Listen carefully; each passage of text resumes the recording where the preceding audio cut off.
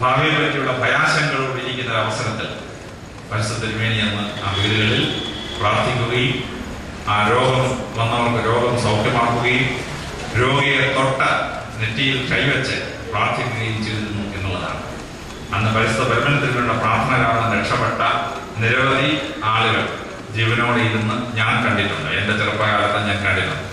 അവരിൽ പലരും പറഞ്ഞിട്ടുണ്ട്, എനിക്ക് 5 വയസ്സുള്ളപ്പോൾ പരമനത്തിന് വേണ്ടി പ്രാർത്ഥിച്ച് രക്ഷപ്പെട്ട ആളാണ് ഞാൻ എന്ന്. 76 വയസ്സിൽ അദ്ദേഹം ഓരോരുത്തർ സത്യം ചെയ്യുമ്പോൾ ഞാനത് നേരിട്ട് മനസ്സിലാക്കിയിട്ടുണ്ട്. കൊച്ചുകുട്ടികളായിരുന്നപ്പോൾ പോലും ആ രോഗം ബാധിച്ച വ്യക്തികൾ പരമനത്തിന് കണ്ട ആ അനുഭവം വിവരിക്കുമ്പോൾ അത്ഭുതകരമായ ഒരു സ്പിരിച്വൽ എക്സ്പീരിയൻസ് ആയിട്ടാണ് അവരുടെ വിവരണത്തിൽ അത് വരുന്നത് എന്നുള്ളതാണ്. മദർ തെരേസ കുഷ്ഠരോഗികളുടെ പ്രവർത്തിക്കുമ്പോൾ അവരുടെ ജീവിതത്തിലുമായിട്ട് നമുക്ക് ഉണ്ടാവുന്നതിനേക്കാൾ മഹത്തരമായ ഒരു അനുഭവമാണ് പരമനത്തിനുമേനി രോഗികളെ സൗഖ്യമാക്കാൻ വേണ്ടി മെഡിക്കൽ ക്യാമ്പ് പോലെ അദ്ദേഹം പ്രവർത്തിച്ചു എന്നുള്ളത് നമ്മൾ ചരിത്ര ഭാഗത്തിൽ വായിക്കും.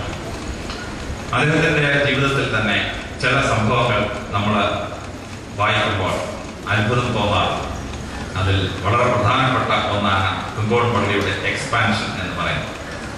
ഇന്ന് നമ്മൾ കാണുന്നത് തുമ്പോൺ വലിയ പള്ളി അന്ന് അതിന്റെ പകുതി സൈസുള്ള ഒരു പള്ളിയായിരുന്നു. മദ്ബഹായി ഐക്യലായി അതിന് തൊട്ടുപുറത്ത് കുറച്ച് ഭാഗം കൂടി മാത്രമേ ഉണ്ടായിരുന്നുള്ളൂ. വളരെ ദീർഘവീക്ഷണത്തോടു കൂടിയ തിരുമേനി തുമ്പോൺ വലിയ പള്ളിയുടെ എക്സ്പാൻഷൻ നിർവഹിച്ചു എന്നുള്ളതാണ്. ബാക്ക് വാൾ തട്ടി മാറ്റിയ ശേഷം ആ പള്ളി ഇരട്ടി സൈസിൽ മുമ്പോട്ട് എക്സ്പാൻഡ് ചെയ്തു എന്നുള്ളതാണ്.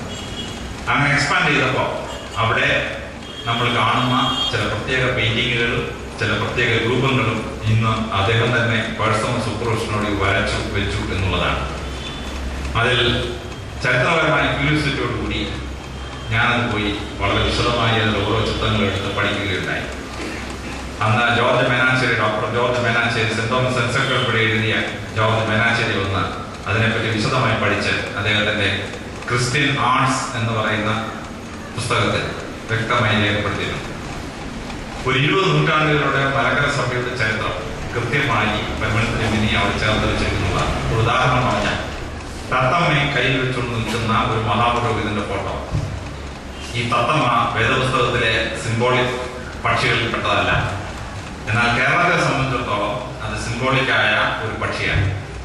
കൊല്ലത്ത് വന്നിറങ്ങുന്ന സാബരീശോ എന്ന് പറയുന്ന സിറിയൻ കുടിയേറ്റക്കാരുടെ കൂടെ വന്ന ബിഷപ്പ്, ആ സാബരീശോ കേരളത്തിൽ വന്ന ശേഷം കേരളത്തിലെ തത്തമ്മയോട് പ്രിയം തോന്നുകയും ആ തിരുമേനി പോകുന്നവർക്കൊക്കെ ഈ പക്ഷിയെ കയ്യിൽ കൊണ്ട് നടക്കുകയും ചെയ്തത്. അപ്പോൾ ഈ സാബരീശോയുടെ ഓർമ്മ തരിസാപ്പള്ളി ചെപ്പടികൾ വായിക്കുമ്പോൾ നമ്മൾ ഈ സാബരീശോയെ പറ്റി അറിയുന്നു. പക്ഷേ ആ സാബരീശോ ഇങ്ങനെ ഒരു പക്ഷിപ്രേമിയായിരുന്നതെന്നും തത്തമ്മയെ കൈകൊണ്ട് നടന്നിരുന്നതെന്നും ഒക്കെ നമ്മൾ